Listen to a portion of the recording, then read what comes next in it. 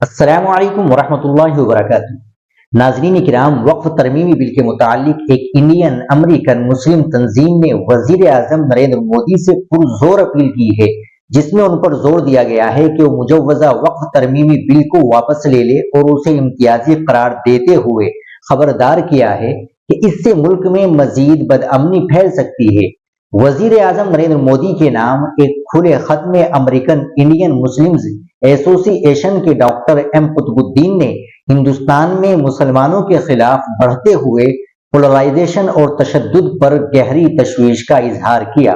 خط میں کہا گیا ہے کہ ہندوستان، جسے گروپ کی جنم بھومی، ماترو بھومی اور پتر بھومی یعنی پیدائش، مادر وطن اور مقدس سرزمین کے طور پر بیان کیا گیا ہے، بڑھتی ہوئی فرقہ وارانہ تقسیم کا مشاہدہ کر رہا ہے۔ مسلمانوں کو روزانہ مظالم، تضحیک اور امتیازی سلوک کا سامنا ہے۔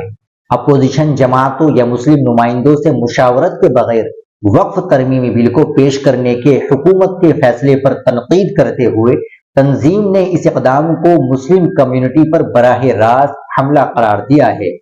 خط میں سوال کیا گیا کہ صرف مسلمانوں کے اوقاف کو ہی کیوں نشانہ بنایا جا رہا ہے، جبکہ ہندو، سکھ یا عیسائی اداروں کے خلاف بھی ایسے ہی اقدامات نہیں کیے گئے۔ اس نے تجویز کیا کہ یہ بل اکثریتی ووٹ بینک کو مطمئن کرنے کے لیے سیاسی حکمت عملی کا حصہ تھا، جس سے حکمران جماعت کو فائدہ پہنچانے کے ساتھ ساتھ ہندوستان کی عالمی امیج کو داغدار کیا جا رہا تھا۔ ممکنہ بدامنی کی وارننگ دیتے ہوئے تنظیم نے زور دے کر کہا کہ ملک میں موجودہ ہنگامہ آرائی کے وقف بل پیش کرنا مزید افراتفری اور تشدد کا باعث بن سکتا ہے۔ اس نے وزیر اعظم پر زور دیا کہ وہ سماجی انتشار اور جانی نقصان کو روکنے کے لیے بل واپس لے لے۔ انڈین امریکن مسلم باڈی کی اپیل وقف قوانین میں مجوزہ ترامیم کے خلاف بڑھتی ہوئی مخالفت میں اضافہ کرتی ہے۔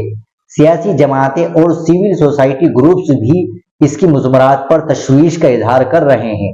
ناظرین کرام، آپ اس خبر کے تعلق سے کیا کہیں گے کمنٹ باکس میں ضرور بتائیں۔ ویڈیو کو لائک اور شیئر ضرور کریں، چینل کو بھی سبسکرائب کر لیں۔